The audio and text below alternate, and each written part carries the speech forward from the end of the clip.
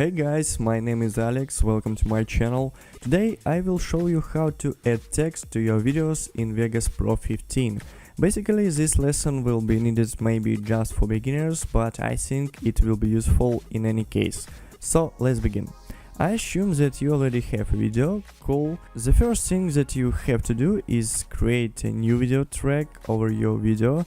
Then just right click on the newly track and select insert text media. You're gonna see the box, so I have to type in just something like Alex, I don't know. It is actually too big, so double click on to select everything, and I want to make like maybe 35 points.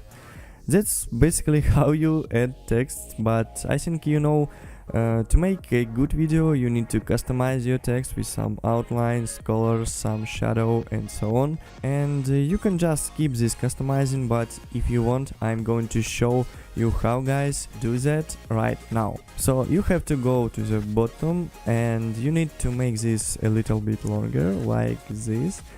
And then you can change, for example, the color of the text, make an outline, add a drop shadow like this, and so on.